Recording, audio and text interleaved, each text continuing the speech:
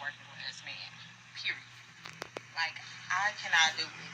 The moments tell me that he work a job, the way I'm disgusted.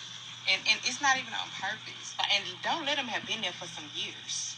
Like, this is not a stepping stool for you. This is your career. That's not for me. And I get it. It probably sound ignorant, it probably sound crazy. But we always end up bumping heads because you take your money way too serious. You work way too hard for your money. So the way that I like to get into pockets and the way I'm a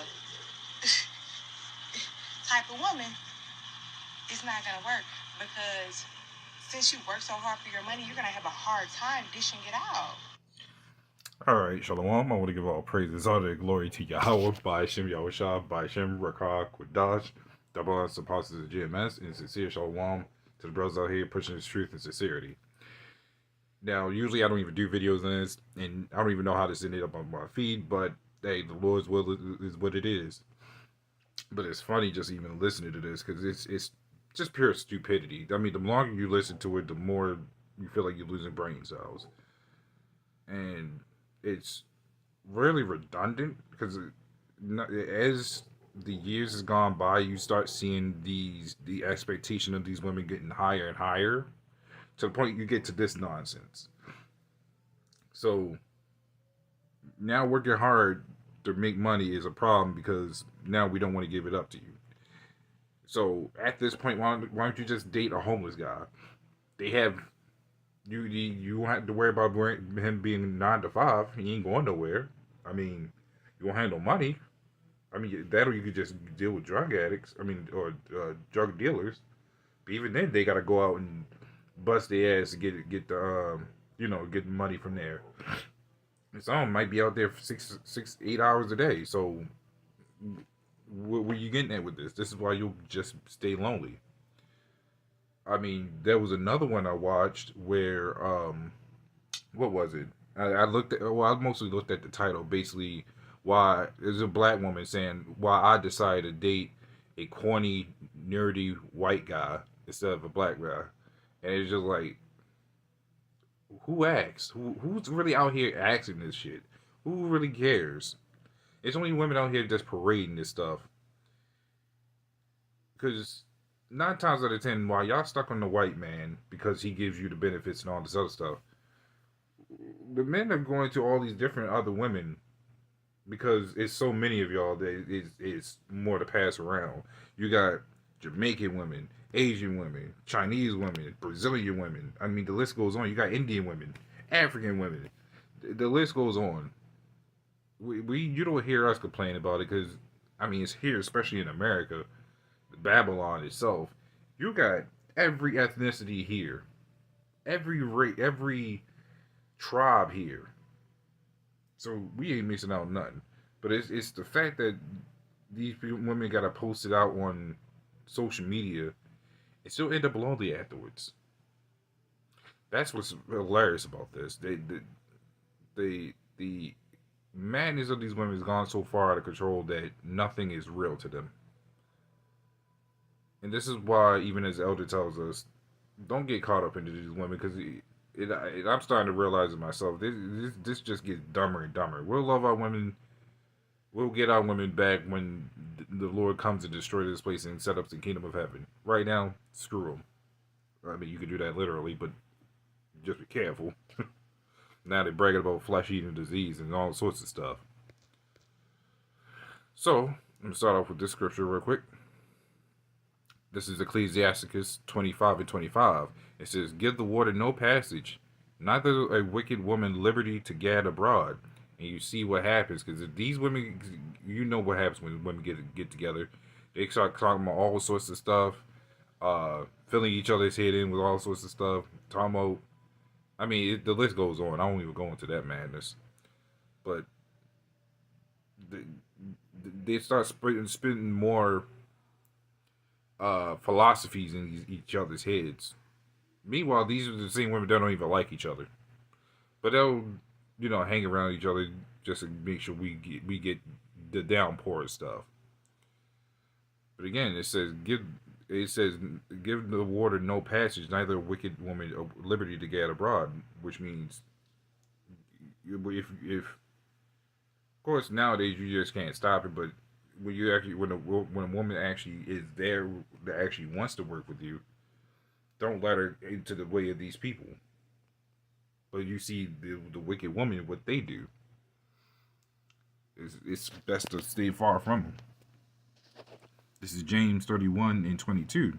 It says, "How long wilt thou go about, O thou backsliding daughter? For the Lord hath created a new thing in the earth. A woman shall compass a man." Now, we're going to go into that definition of compass. So this is 1300. It says space, area, extent, circumference. I can't say that. I used to be able to see the word, but I can't now. Radius, size, extent. I think the one I want to go to further down is. Actually, no, I think I got all the main ones out of the way. To pace out, divide, to go around. There it goes. To go around. So let's go back. It says a woman shall compass a man, which means a woman shall go around, to go about, go every which way direction, into the worst directions possible over a man, such as feminism. I mean, we don't even have to go further into that, but they trade in the husbands for credit cards and job careers, and it's understandable nowadays. It's best to have basically two of you working together, but the infrastructure of how it started twisted everything to where it doesn't really work too well unless you are both grounded in it. So, prime example, the mindsets of saying like, "Hey, men can have multiple women because we're the procreators." Well, women are going to say we should have multiple men, knowing for what that brings diseases, which leads to the day of them talking about bragging about flesh-eating diseases. That's really messing them up. It's not even messing the men up. I mean, of course, it's a disease, so it's going to hit some of the men, but not as hard as these women are getting hit with. It's getting horrendous out here with this, but you're seeing the madness of it. This is what happens when our oppressors rule over us, and this is the worst kind of captivity right now. So this is Genesis 3 and 15. It says, "I will put an enmity between thee and the woman, and between thy seed and her seed. It shall bruise thy head, and thou shalt bruise his heel." So I'm going to get into that word enmity.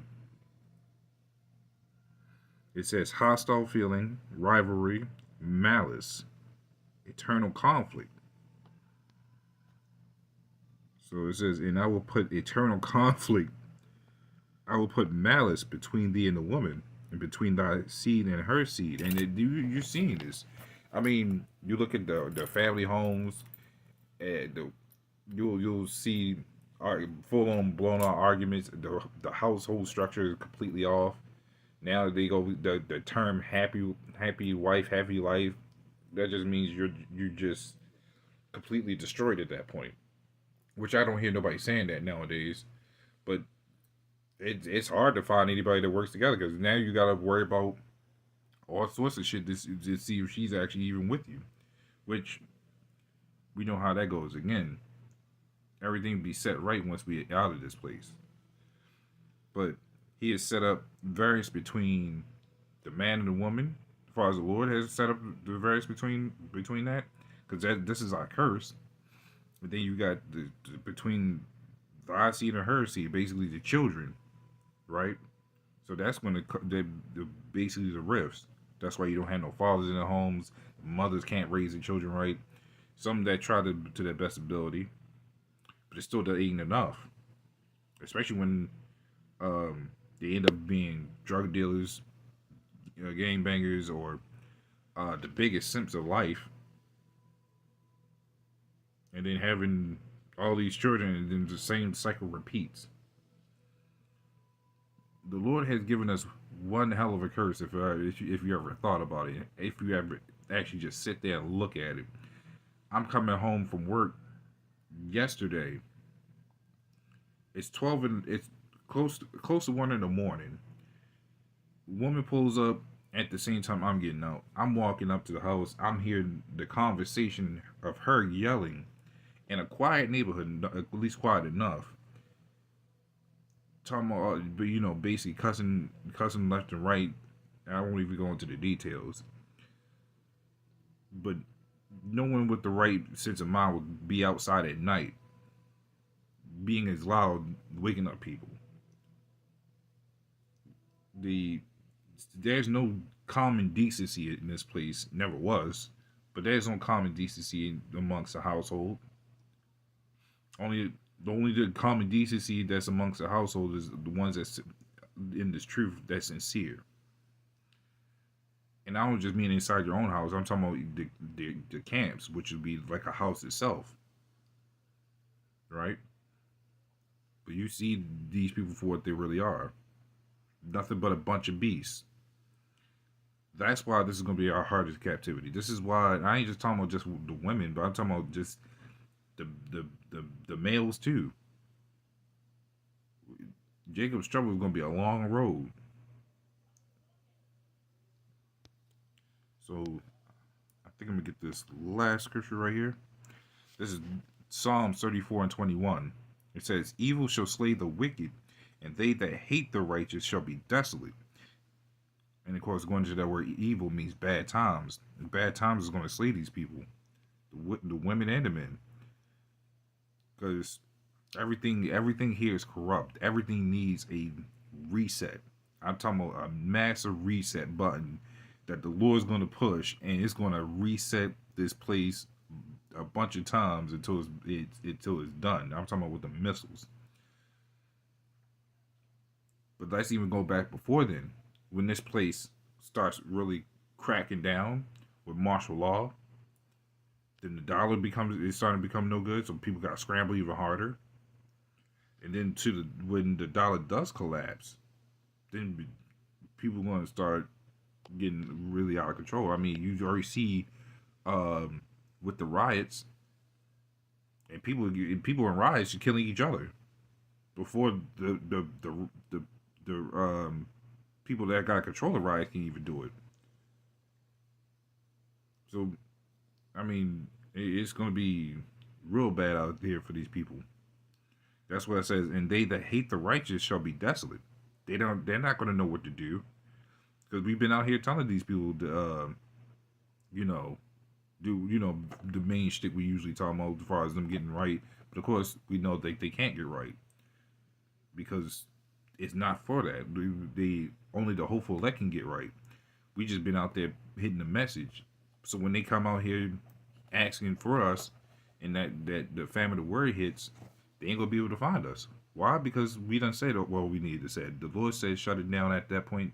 That's what happens. These people gonna remain desolate. They're not gonna know what to do. That's why back in, I think 2016, 2015, when that martial law hit for Baltimore, people started coming up. But when they started lifting that martial law, everybody went back to their happy old days, as if nothing even happened. But see, when that shit becomes permanent, and it'll be too late from there. But that's pretty much all I wanted to go to. So, little one, this was a little edifying with that. Shalom.